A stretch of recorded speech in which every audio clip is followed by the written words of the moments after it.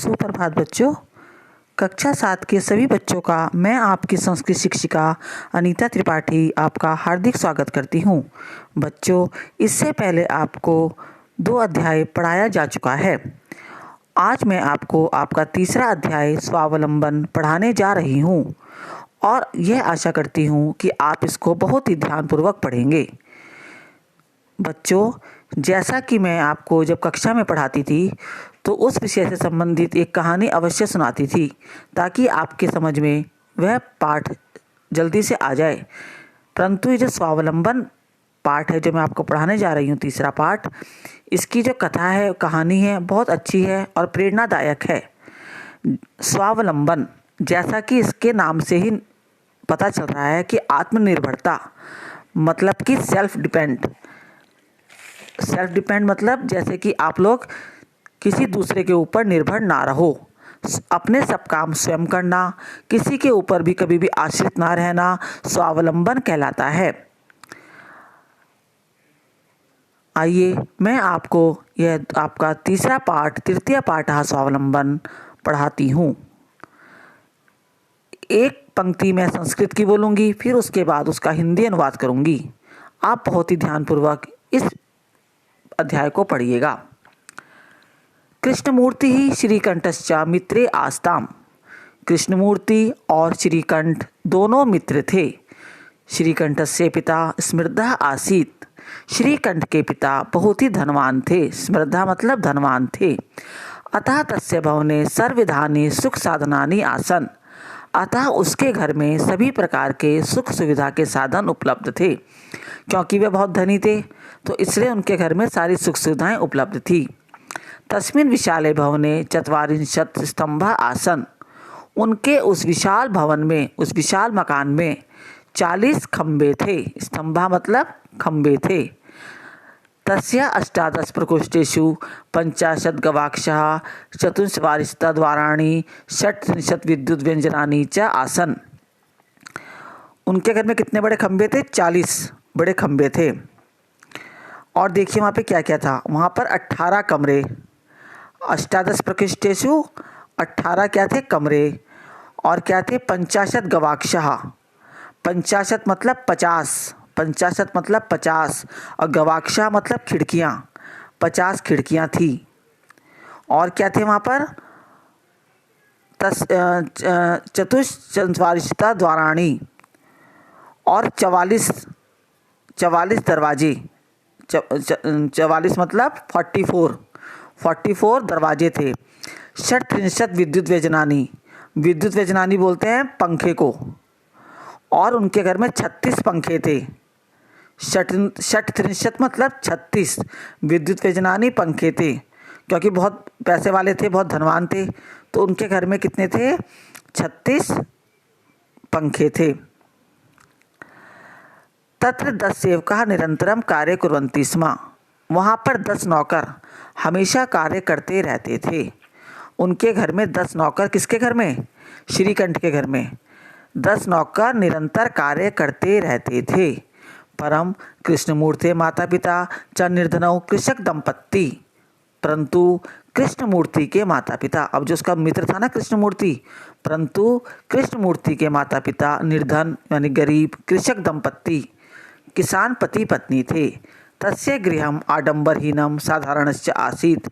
उनका घर आडंबर से विहीन, आडंबर बोलते हैं सुख सुविधा के जिसके घर में कोई भी चीज़ें ना हो, एसी, पंखा, टीवी, कूलर, बेड, जितने भी ये गाड़ी, अच्छा मकान, आडंबरहीन और साधारण, बहुत ही साधारण लोग थे। एकदा श्रीकंठः तेन सह प्रातः 9 तस्य गृहम् आगच्छत्। एक बार श्रीकंठ उसके साथ, किसके साथ? अपने मित्र के साथ। एक बार श्रीकंठ कृष्णमूर्ति के साथ प्रातः 9 मतलब 9 बजे उसके घर में आया। तत्र कृष्णमूर्ति तस्य माता पिता च स्वशक्तिया श्रीकंठस्य आतिथ्यम् अकुर्वन्। तत्र कृष्णमूर्ति, तब वहाँ कृष्णमूर्ति का, तस्य माता पिता च उसके माता पिता ने अपनी शक्ति के अनुसार, कृष्णमूर्ति के माता पिता ने अपनी शक्ति के अनुसार मतलब जितना उनकी हैसियत थी, जितना उनकी सामर्थ्य था, उसके अनुसार श्रीकंठ का आतिथ्य किया, मतलब स्वागत सत्कार किया। एतद् दृष्टव्या श्रीकंठा कथयत, यह देखकर श्रीकंठ बोला, मित्र अहम भवताम सत्कारेण संतुष्टो अस्मि। अरे मित्र, तुमने जो मेरा सत्कार किया है मैं तो बहुत संतुष्ट हूँ उससे, मुझे बड़ा अच्छा लगा। केवलम इदमेव मम दुखम यत्, केवल मुझे इस बात का दुख है कि तव गृहे एको अपि भृत्या नास्ति, कि तुम्हारे घर में एक भी नौकर नहीं है। एको अपि मतलब एक भी, भृत्या मतलब होता है नौकर, तुम्हारे घर में एक भी नौकर नहीं है।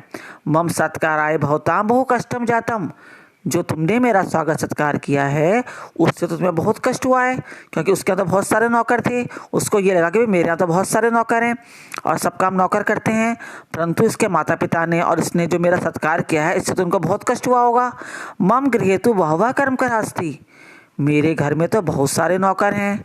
वह मतलब बहुत सारे, कर्म करा मतलब संति, कर्म करा मतलब नौकर, संति मतलब हैं, मेरे घर में तो बहुत सारे नौकर हैं। तथा कृष्णमूर्ति अवदत्त, तब कृष्णमूर्ति बोला, मित्र ममापि अष्टौ कर्म करा संति, मित्र मेरे घर में भी 8 नौकर हैं। अष्टौ मतलब मेरे घर में भी 8 कर्म करा मतलब नौकर हैं। अब वो बताते कि 8 नौकर कौन कौन से हैं। ते चा 2 पादौ, उसमें से मेरे 2 पैर, 2 हस्तौ 2 हाथ, 2 नेत्रे 2 नेत्र यानी आँख, और 2 श्रोत्रे मतलब 2 कान, हो गए ना 8। 2 पैर 2 हाथ 2 नेत्र 2 कान। एते प्रतिक्षणम मम सहाय, कहा ये प्रतिक्षण मेरे साथ, हर क्षण मेरे साथ रहते हैं।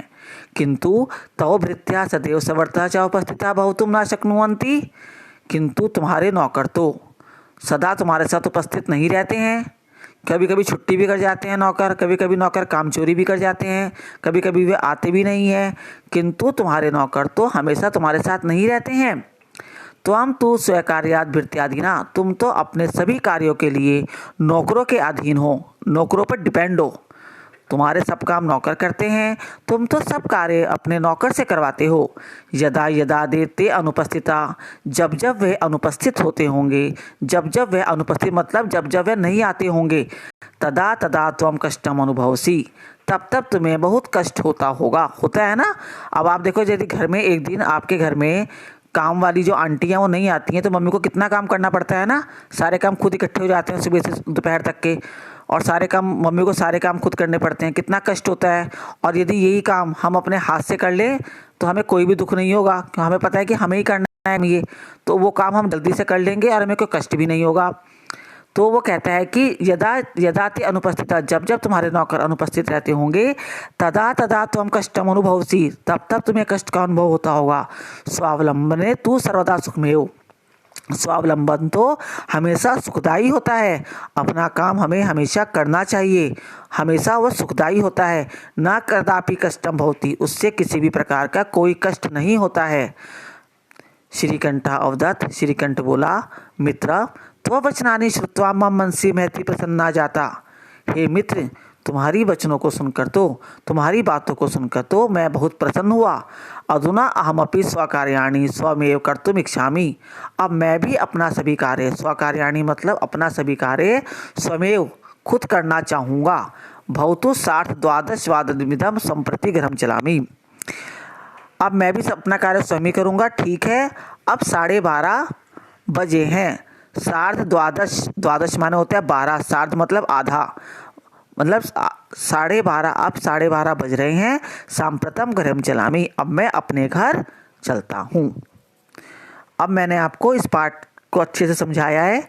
आपको यदि कहीं भी कोई भी परेशानी हो, कुछ समझ में नहीं आ रहा हो, तो आप दोबारा मुझसे इस पाठ का हिंदी अनुवाद समझ सकते हैं। अब मैं आपको इस पाठ का हिंदी अनुवाद भेज रही हूँ और आप सबसे यह आशा करती हूँ कि आप इस पाठ की हिंदी अपने उत्तर पुस्तिका में, नोटबुक में स्वच्छ अक्षरों में कार्य करेंगे और इसका अभ्यास कार्य भी पूरा करेंगे। धन्यवाद।